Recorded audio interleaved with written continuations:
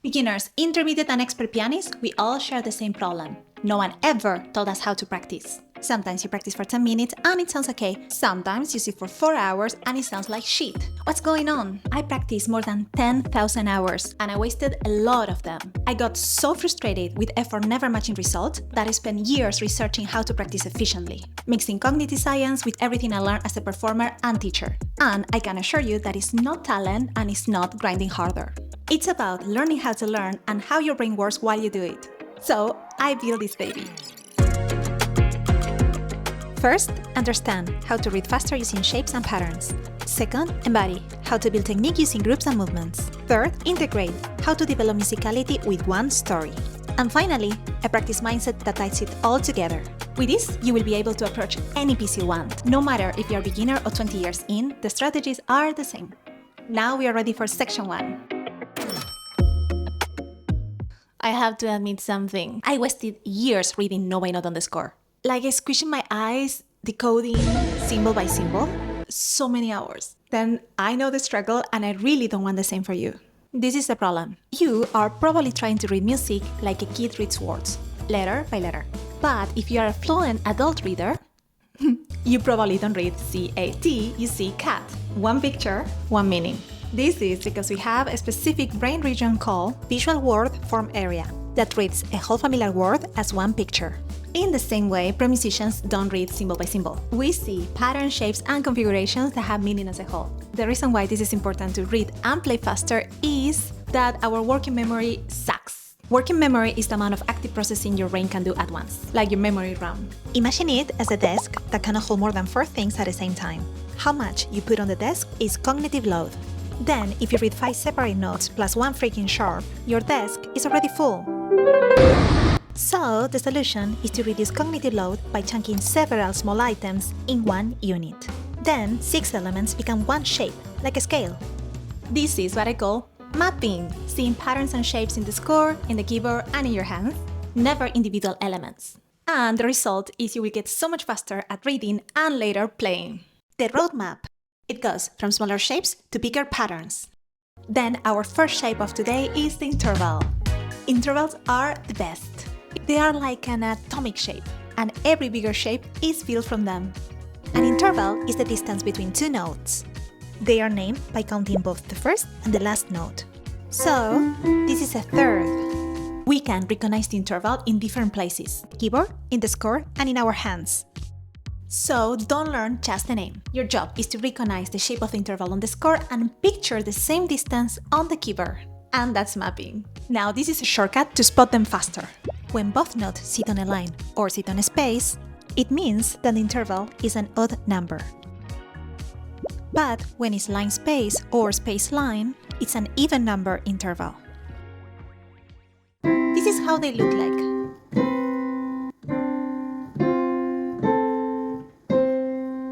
Bonus tip. First, check that it's an even number. Then, notice the 3 lines or 3 spaces in between. Done! It's an octave. One more thing, because the interval is just a distance, it doesn't matter where the notes are stuck or play one after another. It's still the same interval. Every time that I see my students shrimping in the piano, I know what's coming. They are about to read note by note. So I ask, what intervals do you see? Don't count note by note. Look for shapes. Space space is a fifth. Now, read and find the bottom note. Then, let the interval tell you where the other note is. Now you can get that one for free.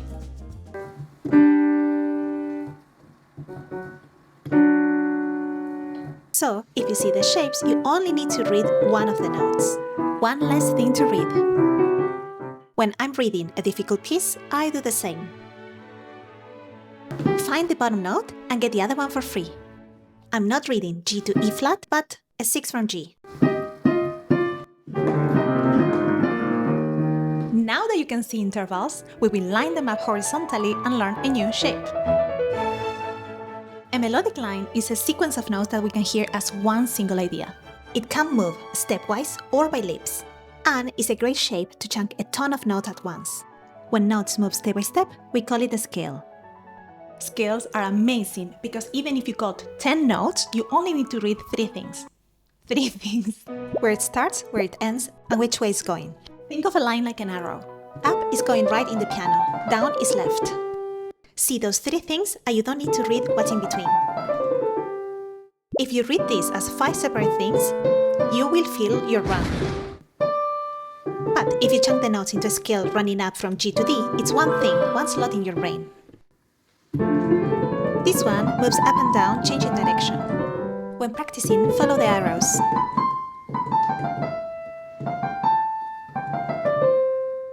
Sometimes lines stretch across bars. Here, the first note of every bar moves one step down. So, instead of reading each note every time, I remember it goes down from A to D. Now, sometimes a line has a little jump. This one is mostly stepwise, but here, boom, is a third. So, you map consecutive notes without thinking, and you only have to remember the lips. One more thing for my theory lovers. Learn your scales and key signatures because you will see more than shapes. You will be able to predict the notes even before you read them, like see in the future. Theory makes things predictable, and predictable stuff is exactly what your brain can chunk. Time to go vertical and apply those intervals to understand chords. Pro doesn't read the chord note by note. We see the whole shape at once. Think of a kanji. A fluent reader, which I'm not, doesn't count the strokes. They just see it as one symbol with a meaning. In the same way, a chord is one shape and not 3 separate notes. And the easiest shape to start with is the root position triad, which looks like a snowman! Look at it! It's a chord of 3 notes stacked in thirds. The bottom note always gives the chord its name. It's a snowman's first name.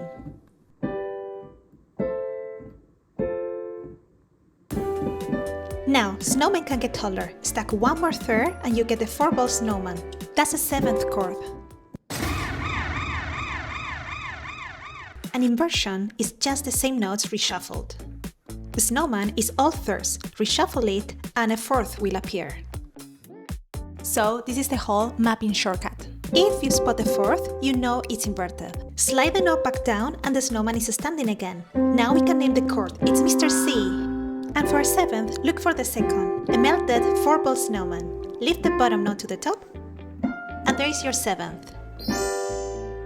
Now, snowmen get fancier, taller, and with extra names. But today, what matters are the shapes. Major, minor, or which kind of 7th is not important today. You don't need to name them perfectly for now. You just need to see the chord as a shape instead of reading one note at a time. It's so much faster. Now let's watch it on the score. Look, all these snowmans. Here we have snowman, inverted, 7th, and another inverted chord. Same as the intervals. Once you know the shape, you only focus on the bottom note. Of course, as I said before, theory is cool. If you know the name of the chord, it will be so much faster. But for now, it's enough if you see 4th, 3rds, and 2nds on the chord. One more thing. Sometimes a chord is spread out one note at a time instead of all at once. These look like a lot of notes, but they are just arpeggios. Combine the notes and you will find a chord. I'm not reading every note. I see A flat, B flat, E flat, G.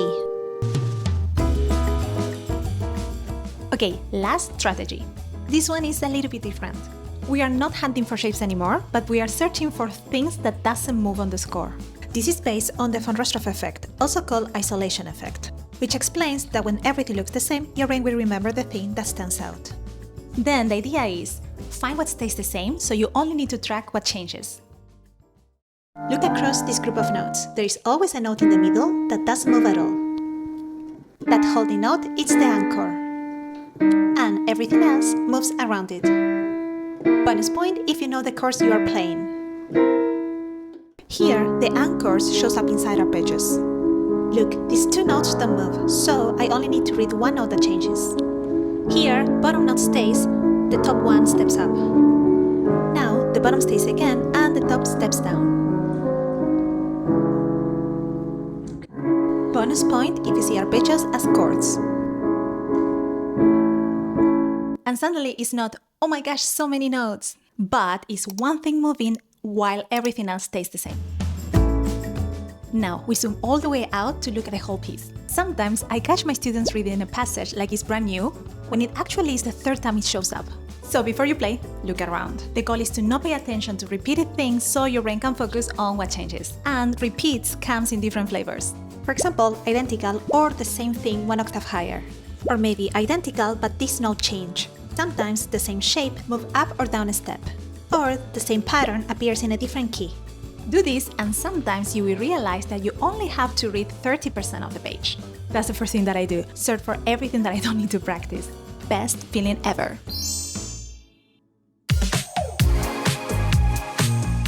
Here is where we will embody the shapes that we have learned. Do you remember cognitive load? In section 1, we reduced it visually and intellectually by reading less and thinking less. Now we will do the same thing but physically. We will make physical sense of what we understood on the score. And this is my goal. The idea is to make our movements efficient and automatic, to free up some space in our brain. And yes, that's muscle memory. But the idea is that we are not waiting for it to just happen. We will guide it. We want to plan our movements and practice intentionally. This is one of the biggest parts of developing your technique. A group is a set of notes your hand and brain treats as one thing instead of many. Not individual events, but one movement or decision. If a shape was a reading unit, then the group is a physical one. Before was less to read, now it's less to do and coordinate with your hands. You can group whatever you want. You can even follow expression mark and call it a group. It's like the composer already grouped it for you. But today I will use the shapes that we learned to plan our groups. Because I noticed that sometimes we understand the score perfectly. We know the harmony, we know the notes, we know the chords, patterns, everything. But still we cannot actually play the piece. Our hands doesn't work. That's why we need to teach our hands those patterns and shapes. This step might sound a little bit obvious, but if you're kind of a beginner, it might be useful. Every interval has a shape you can feel. And the chords we learned too. For example, here we have all inverted chords. So, my hand is locked in the shape of the chord. I'm not placing every note. I focus only on the first one and the shapes gives me the rest for free. Then I transport the shape upwards. Same idea with these broken octaves. I'm not thinking D to D or E to E. I just locked my hand in this shape and move it as a unit. And I follow the direction of the melodic line. The territory is the area your group covers on the keyboard. See the notes group on the score? They cover this zone on the keys. The territory can be as small as one hand position or much wider. Now we need to actually own the group territory with our hands.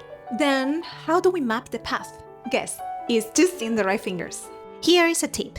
Try thinking, how many notes can I cover without moving? And which fingers support the groups I found on the score? Here, for example, I can cover the whole phrase without moving my hand, and I choose the right fingers to let me stay in position.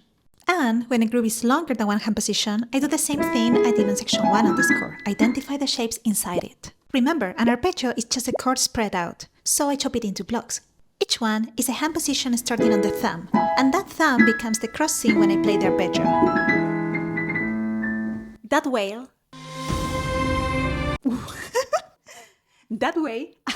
that way, I'm building muscle memory around shapes and groups instead of trying to memorize 16,000 separate events. When your finger matches the group, you will learn the path so much faster.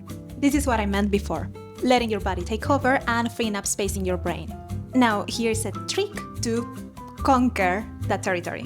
I don't wait. The second I spot the shape, I want it in my hand. Map it, play it, feel it.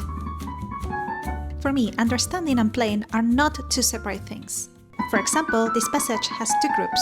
The first one stays in one position. All my fingers can cover it. The second one goes a bit further, so I need to change my finger here. My trick to learn this very well is forget the rhythms and order. Just play the notes any way you want, like improvising. Now you will learn the notes so much better. Because when you only practice in order, you are learning a sequence, like a chain. A, B, C, D. Each note is a cue for the next one. The problem is that if you lose a note, the whole chain breaks, because you lost the cue to know what's next. Playing freely builds a map instead of a sequence. It's spatial knowledge, not serial. Then you learn the notes in relation with the keyboard and your hands, not just what comes next. So when you get lost, you can find yourself again because you know the territory and you know the path. And of course, once you own the territory, you will stop thinking about individual notes, which is also less scary, because trying to hold all those notes in a sequence is not that easy. Chopin is back! Do you remember the anchor from section 1? On the score, it was a note that didn't move and helped us to read less. Now, it's a stable point for your hand. Your finger is anchoring that point and everything else pivots around it. So much easier to map and control. But what if the things that we need to group are super far away? We need to plan our movements and our choreographies. Look at my left hand here. Did you notice how my hands anticipate? I'm in the chord position before I play it. You can practice this by physically mapping the movement, getting used to the feeling of the keys before you press them. I could say that most of the time the tempo of the music and the tempo of our movements differ. I mean that you need to move before the next beat. This is what happens when you don't prepare. If you are late to the next position, you might rush to get there, hit the wrong chord or mess up with the rhythm. So leave a little early instead. You can sacrifice a tiny bit of the note underneath. The pedal can cover it. Anticipating the position is more important. This is essential when you need to play fast. And keep the movement horizontal so you feel the keys below your fingers. Now that we are focusing more in the in-between notes, I have a cooler and more advanced trick. Being prepared also means that your attention cannot drop. The idea is, while you're playing one note, your eyes, mind and ears should be focused a step or two ahead. This also means that you have to plan where to look. Look where you need to go, and boom! Now, that note or chord you are looking is your magnet, pulling your hand towards the new position. So, pressing a note isn't just pressing that note, it's already moving you towards the next one. If I play like this, every note is a separate gesture. It's choppy and breaks the flow. But if I feel the next position while I'm still playing, it becomes one gesture. There's the flow. This brings us to hands coordination. Our main goal throughout this video was to free some RAM in our brain, when you read and when you move. And freeing up space in your brain is really helpful when putting hands together. The thing is, your brain cannot consciously control both hands at once. It cannot multitask. It can only actively think through one hand at a time. When you deliberately group and map a hand, it runs on autopilot, so you don't need to consciously control it and all your attention goes to the other. For example, here, I'm not thinking about the right hand at all. It's grouped and mapped, so it mostly plays by itself. That frees my attention for the other hand. So I focus on my left. I prepare early, my eyes goes ahead, and I get there in one gesture.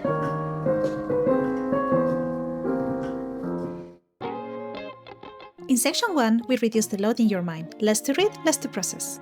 In section 2, we move the work into your body. Less thinking, more feeling. Now, the piece is in your hands. You feel the groups, you map the path, you know where and how to move.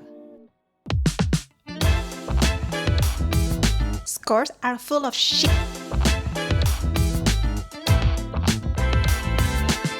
Don't get me wrong, indications are not just a composer being picky. They are essential to create drama, contrast, and music. But after you have finished reading the whole piece and also coordinating your hands, now you have more things to pay attention to. The only way we deal with all these elements is to not multitask. It's the same trick as before. Think less. Our memory holds meaning better than separate details. So, if we integrate all indications into one musical story, it will be fewer things to track and less cognitive load. Don't think of the indications as a checklist. Think of them as the composer's clues to a story. For example, these are dynamics. Go soft, go loud. And you have to take care of all of these, plus the notes and the pedals. So think of them as arrows pulling the music somewhere. It pulls towards the forte and dissolves in the piano. And the highest note is probably the climax. It's like climbing a mountain. And the stretto here tightens the tempo. It adds urgency, like it's rushing to the top. Then, instead of thinking of all these elements individually, I put them together in the story I want to convey.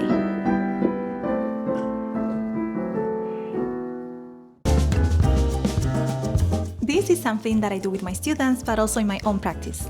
I ask, what do you want to convey with this piece? Imagine they say this feels elegant for them. Good, we hold onto that. Now we will go treasure hunting. We look for the elements in the score that fit that idea. For example, the staccato. On its own, it's just a short note, but light and delicate, it becomes elegant, like a cute step. Look, these are the same staccatos and the same notes. but the idea is completely different and it changed how it sounds. I also play the legato very flowy and graceful. And the mezzo piano reminds me to not play forced or choppy. So elegant holds all three indications in one word. We play the idea and not separate things. By the way, none of this is literal. It's just one interpretation, one possible choice. This is a little tool that might help if you're struggling to find musical ideas. Give each section 2 words, a character and a texture. The character is something you embody, like acting. You don't play tender, you are tender. The texture is like the quality or feel of the sound. All of this is related to technique. For example, the opening of the nocturne for me feels intimate. Not just private or closed, but it also means I can't say everything I feel. It's secretive, not trauma dumping. The staccato chords in the left hand are climbing, but also they pull back. Like it's not ready to say it all. It holds something back. The staccatos have to lift me up without getting loud. If I leave the keys too fast, the staccato turns vertical, choppy, or too happy. And that breaks the intimacy. For the texture, I want velvety in the right hand. Then I press slow with more of the surface of my finger, because how fast you press and release the keys changes the texture of the sound. So if I press slow, it gets warmer and rounder. So intimate and velvety already tell my hand what to do.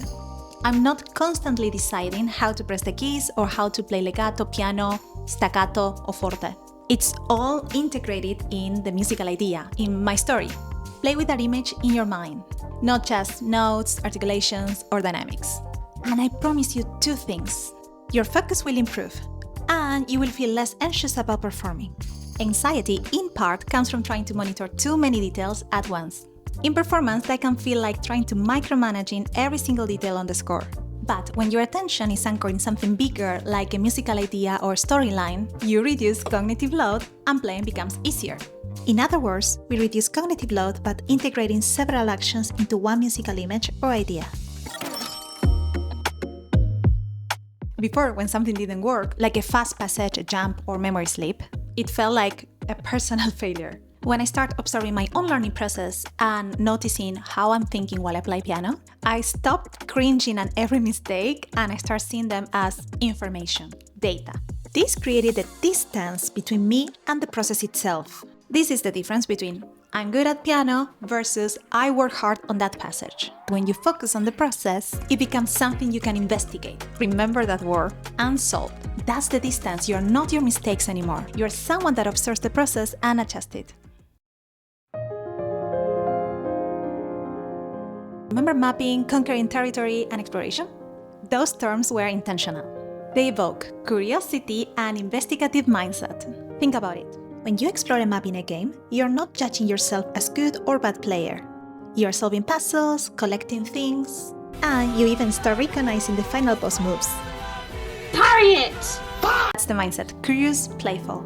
The opposite is evaluative. Am I doing this right? What could my teacher think? Investigative sounds like, what happened before the mistake? Instead of, I'm bad at skills. You might discover a missing anticipation in your movements. Or, do I feel tension in my body right now? Instead of, oh, this is too hard. You might find some information, like your wrist is locked. And that was my goal. I didn't want to just tell you how to play the Chopin valse. Note by note, press here, press there. I wanted to give you a way of thinking at the piano that you can observe, adjust, and apply to any piece you want forever. I love this topic and I wish I can yap forever about it. I hope with this you feel a little bit more confident in your practice and that you're not alone in this journey. Also, big thanks to my beautiful students, because without you this will not be possible. If you want to become part of my piano cult, learn piano, you have a link in the description below. Adios!